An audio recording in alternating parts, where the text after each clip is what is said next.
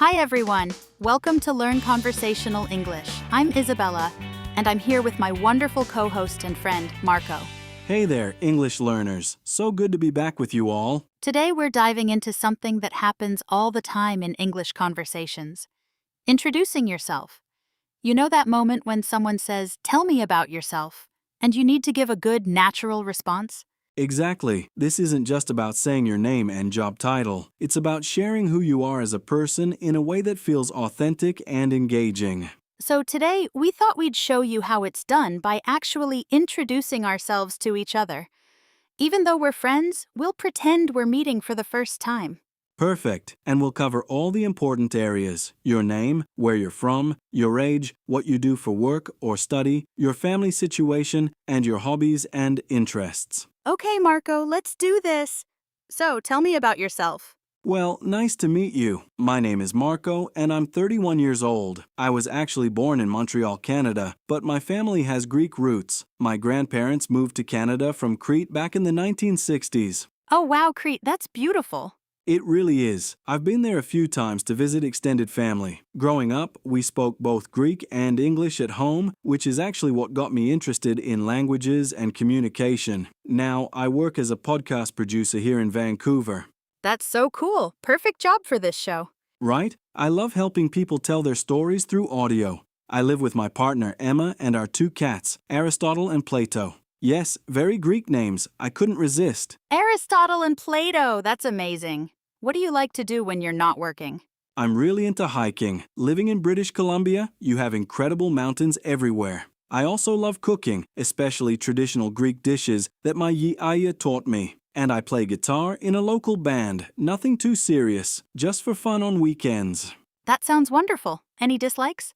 I really don't like winter sports. I know, living in Canada and not enjoying skiing, it's almost criminal, but I prefer warmer weather activities, and I absolutely hate Brussels sprouts. My mom tried to make me eat them as a kid, never worked.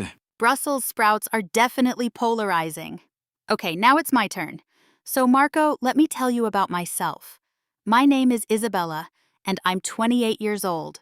I was born and raised on the beautiful Greek island of Santorini. Santorini? No way, that's like paradise. It really is magical, especially the sunsets. I moved to the United States about 6 years ago to pursue my master's degree in education, and I ended up staying. Now I work as an ESL teacher, helping people just like our listeners improve their English. That's perfect. You understand the struggle of learning a new language. Exactly. When I first came here, my English was okay, but having real conversations was so challenging. That's actually why I'm so passionate about this podcast. As for my family, I live with my older brother Andreas. He's a chef at a Greek restaurant downtown. We also have a rescue dog named Odysseus. Odysseus, I love how we both went with the Greek names for our pets. We can't help ourselves. For hobbies, I love dancing, traditional Greek folk dancing, but also salsa and bachata. I also enjoy photography, especially taking pictures of food and landscapes. And I'm learning to play the bouzouki, which is a traditional Greek instrument. The bouzouki, that's so cool. How's that going? Well, let's just say my neighbors are very patient. It's harder than it looks. As for things I don't like, I really can't stand crowded shopping malls. They stress me out. And I'm not a big fan of horror movies. I prefer comedies or romantic films. Okay, so now let's break down what just happened for our listeners. We both covered the essential elements of a good self-introduction, but we did it in a natural, conversational way. First, we said our names and ages. Then we talked about where we're from, but notice we didn't just say the place. We added context and stories. Exactly. I mentioned my grandparents moving from Crete, and you talked about moving from Santorini for your studies. These details make the conversation more interesting and give the other person things to ask about. And when we talked about our jobs, we explained why we do what we do, not just the job title.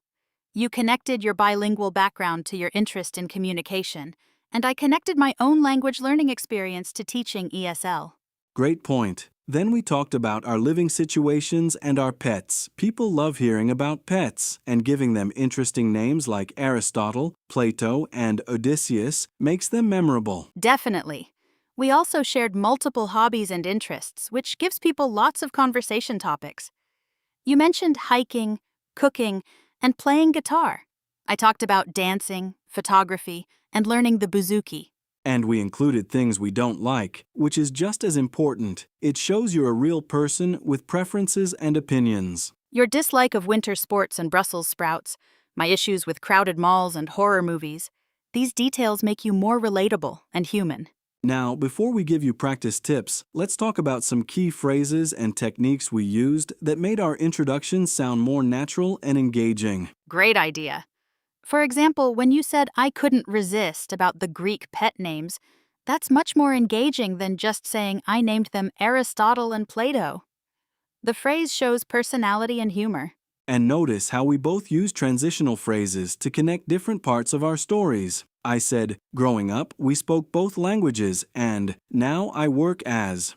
These phrases help your introduction flow smoothly from one topic to the next. Also, when I said, let's just say my neighbors are very patient about learning bouzouki, I used humor instead of just saying, I'm not very good yet. These little touches make your introduction memorable and show that you don't take yourself too seriously. Now, it's important to remember that how you introduce yourself will change depending on the situation. The introduction we just did was pretty comprehensive, like you might use at a social gathering or when meeting new colleagues. If you're in a professional networking situation, you might focus more on your career background and professional interests. For example, I might say, I'm Isabella, an ESL teacher specializing in conversation skills.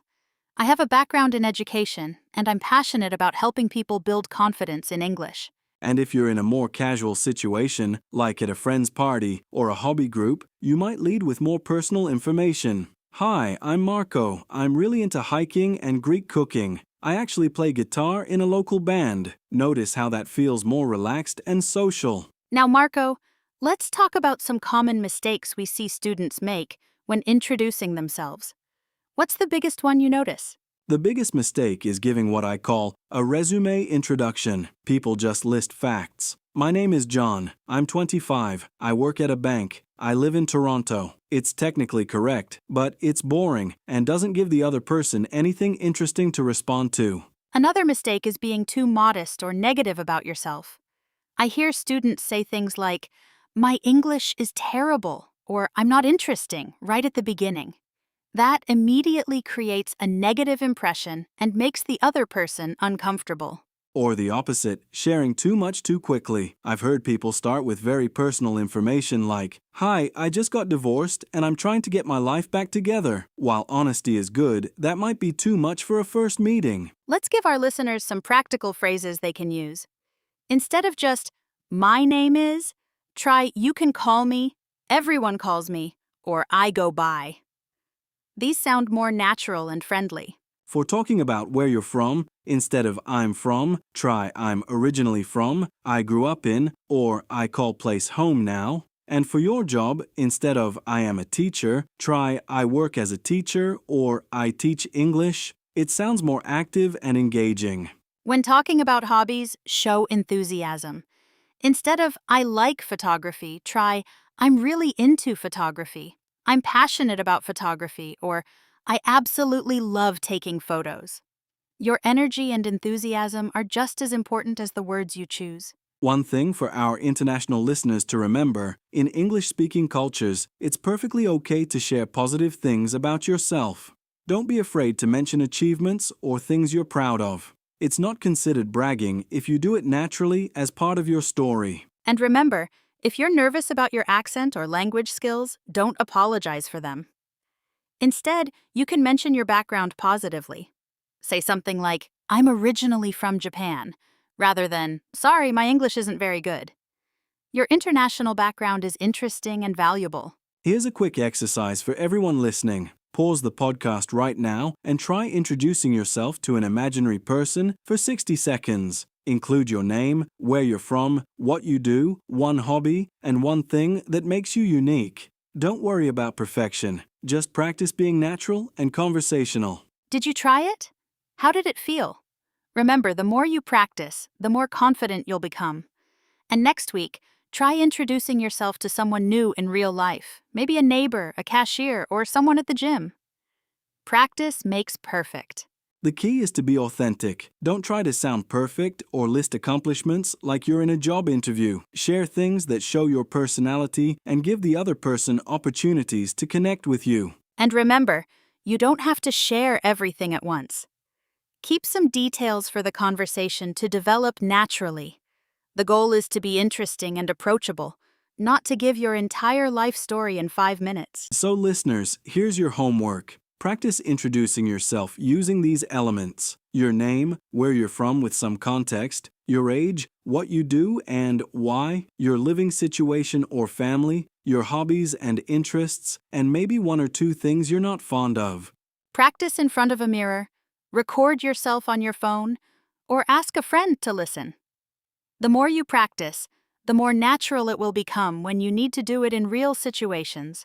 And remember, everyone loves a good story. Don't just list facts, share experiences and explain connections. That's what makes conversations memorable and engaging. Well, that's all for today's episode of Learn Conversational English. Thank you so much for listening, everyone. Thanks for joining us. Keep practicing those introductions and we'll see you next time. Until next time, keep learning and keep speaking.